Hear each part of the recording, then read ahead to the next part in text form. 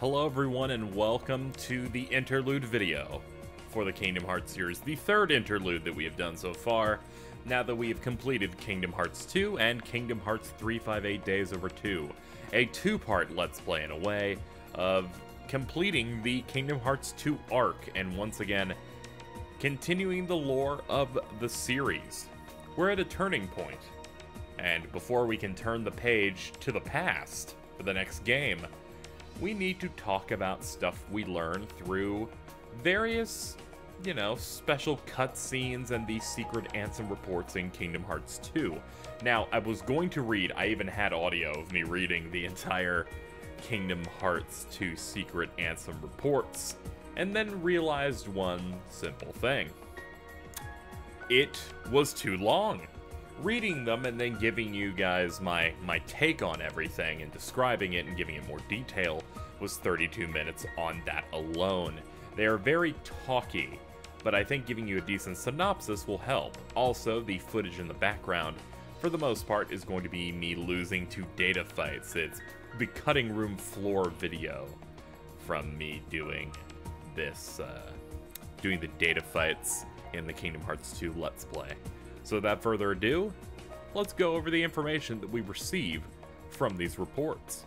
So the obvious thing is, how did Ansem the Wise get into the situation that he's in Kingdom Hearts Chain of Memories and beyond? And what happened was, at some point that the series will describe in future games, he meets with Xehanort, his apprentice, who is on the brink of death and who has completely lost his memory.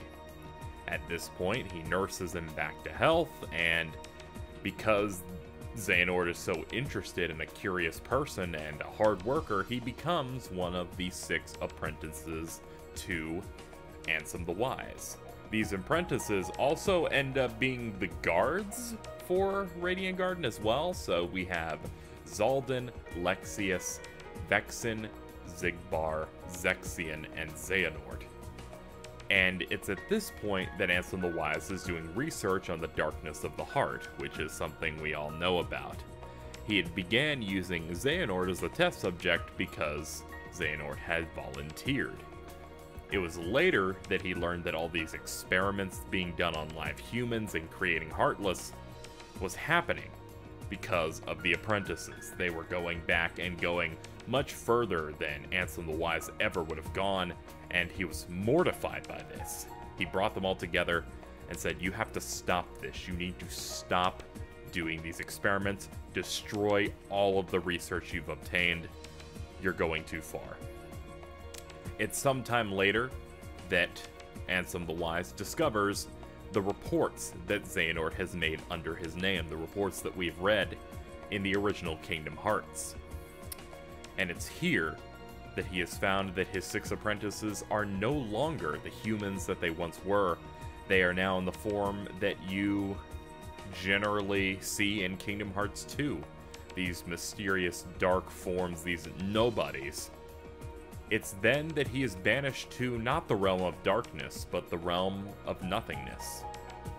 His name is stolen and his kingdom gone, basically. He's been banished to this other realm and is basically going to be forgot about at this point. The only thing fueling Ansem the Wise at this point is his lust for revenge, and through this, he ends up using the powers of darkness. Not to become some god or anything, but to use it to further his goals of revenge against the apprentices that betrayed him. Through this, he finally learns how to use the corridors of darkness, the ways that you are able to teleport from place to place. You've been seeing those portals throughout Kingdom Hearts 2, and of course, Kingdom Hearts 358 over 2 days. Now, once he uses these, he's finally able to leave the realm of nothingness, but not before he fashions himself a brand new outfit, a red turban and a red cloak, and goes under an alias. Darkness Within Zero. Darkness in Zero. Diz. It's here that he makes himself a base of operations in a world between both light and darkness, Twilight Town. His base of operations is in the basement of an abandoned mansion we know all too well. And through there, he starts researching, learning about what's going on, heartless, nobodies, all that good stuff, and decides that he needs to stop this Organization 13 that his apprentices are at the core of. And that leads him to a new location, Castle Oblivion. And around this time is also when Sora and Riku show up, as well as King Mickey, Donald, and Goofy, and he starts learning about stuff like the other half of the organization and Namine. The reports also go into various important things, such as Namine's existence being a special kind of nobody, a witch, he calls her, because she is a nobody that should exist even more so. She, shouldn't exist even more than the average one, because she was born from Kairi. She is Kairi's nobody that was created and exists, but no Heartless of Kairi exists either, because Kairi is pure light. She is a princess of heart. All the things that happened toward the end of KH1 with Sora releasing both his heart, Kairi's heart, and all the princesses at the very end by stabbing himself caused a lot of weird stuff. And it's supposed to be the reason why Namine exists, why she has these powers to control Sora's memories and the memories of those around him. And it's all just a mess. And he says it makes no sense. None of it really makes any sense, because these characters are so special and their situations are completely against the general thesis, the general logic behind Heartless and Nobody. During this time, he hatches his plan, manipulating Riku, the kid who only wants to help out his best friend Sora, Namine, the person who made a mistake and wants to make good on her sins, and this is Diz's plan. Restore Sora's memories, and use Sora to destroy Organization 13. And through this, he ends up having regrets and ultimately feels that he treats Roxas with, not much care. He is a very cold and angry person, and by the end of the reports, he wishes that if Mickey ever reads his reports, that he is sorry, he wishes he could see his home one more time, and that he has made a lot of mistakes, and you can kind of see how remorseful he is at the conclusion of Kingdom Hearts 2. And that's the reports, basically. Just gives you a background. It does give you the names of the various organization members, apprentices that became the core members of the organization, like Xehanort eventually became Xemnas, which is funny because it's just Ansem jumbled up with the X in it. But then you have characters like Braig, who is Xigbar, Evan, who is Vexen, Alias, which is Lexius, Dylan, which is Zaldin, and Ienzo, which is Zexion. So that's another little nugget of information. So moving on from that, let's talk about some things that the game has put forth as a result of the final mix versions of the game. So with the release of Kingdom Hearts 2 Final Mix, we are treated to a few extra cutscenes throughout the game. The ones I want to focus in on come right before you fight Demyx in the second visit to Hollow Bastion in the game. It's at this point that we see Xemnas taking a secret entrance into the bowels of Hollow Bastion or Radiant Garden. He passes through the cells that likely house their human experiments, goes down a long, winding ramp into a room. This room being known as the Chamber of Repose. Here he sits in his chair and starts talking to an old friend, he calls it. This old friend is a piece of broken armor. Who is this? What's the connection to Xemnas? Could this be a connection to Xehanort's past? Nobody knows. Next, we have a cutscene that is, a majority of it is Zexion and Xigbar talking about that chamber, the Chamber of Repose, and how it's a part of a pair. This pair being the Chamber of Repose and the Chamber of Waking. The Chamber of Waking being a room that exists within Castle Oblivion. And this isn't the last time we hear about this, of course. about the Chamber of Waking and the Chamber of Repose, and how these two chambers house two of Xemnas' friends. Because in Kingdom Hearts 358 Days Over 2, there are many conversations between Saïx and Axel in which the orders are, you have to go to Castle Oblivion, you need to deal with these traitors, but you also need to find the chamber. They're searching for it, both because that's what Xemnas is searching for, but also because they feel that it could be used, or Saïx believes it could be used, as leverage, because he's not the most loyal person in the world. Everyone has their own desires. These chambers are important, and they give you a hint to the future. Now, these things become even more important when we go back to the armor that Xemnas talks to in the Chamber of Repose, because we end up seeing it in the game's secret movie. There are two secret movies in Kingdom Hearts 2, the original one, and then a new one that was obtained in the final mix version of the game. At the time, many people thought it was Kingdom Hearts 3, the next big game, and while it definitely was the next big game, it wasn't 3. But before we go further, let's look at that first secret movie.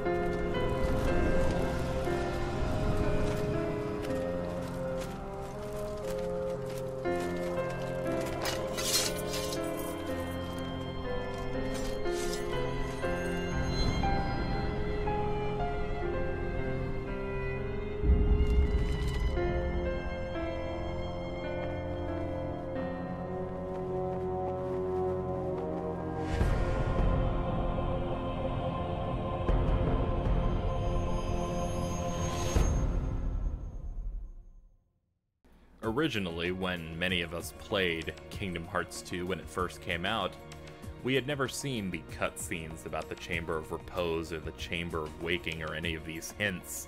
So what we saw were characters in armor that we could only assume were going to set up Kingdom Hearts 3. Of course, after anyone had seen these cutscenes and then beat Kingdom Hearts 2 Final Mix, they would immediately understand that these armored characters are from the past, that the piece of armor that Xemnas talks to is this mysterious armored character, part of a triple threat of Keyblade wielders. Of course, there are some inconsistencies you could say about how Sora, Riku, and King Mickey's Keyblades appear there, as well as the dragon-looking ship from the end of KH2 being in ruins. But of course, that's what happens when you get a vertical slice trailer.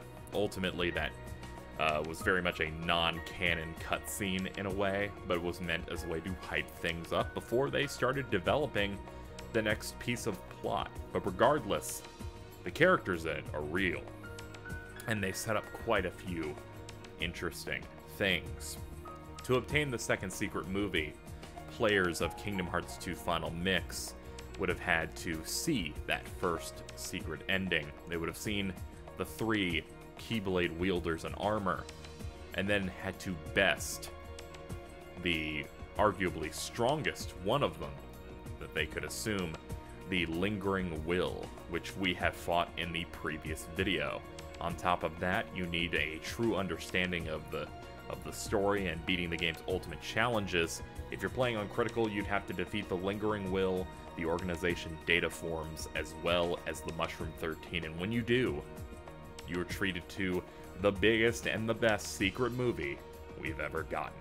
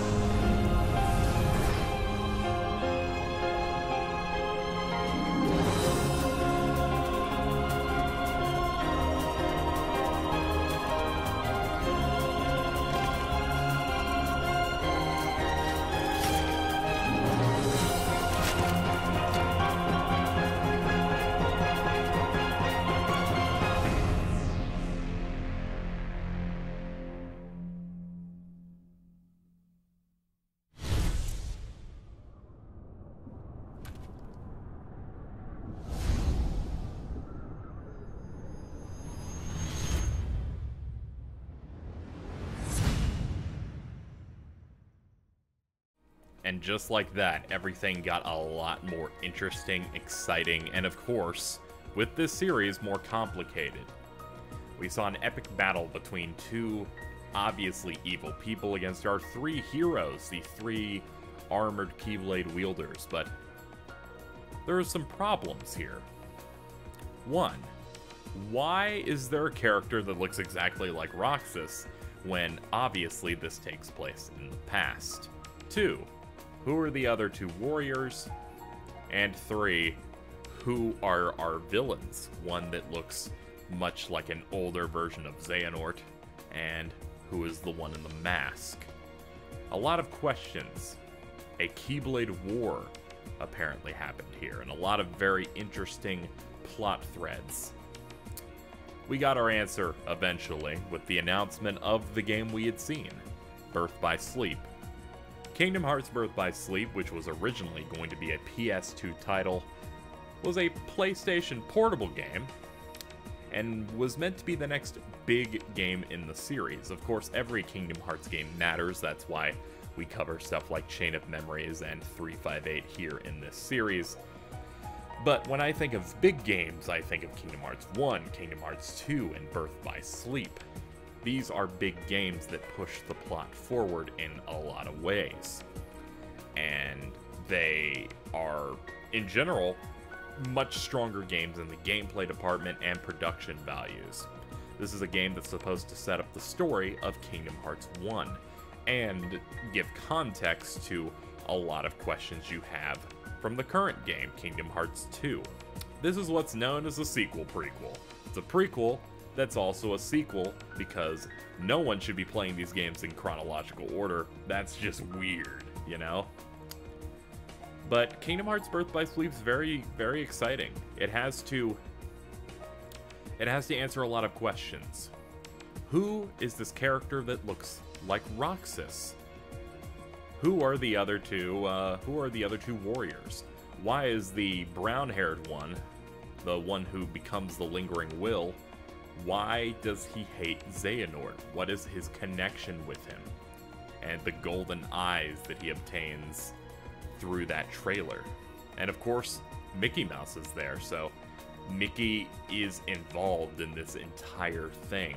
This is the story that hasn't been told yet, and is a very important one. Of course, two other games were announced around the time of Birth by Sleep's announcement.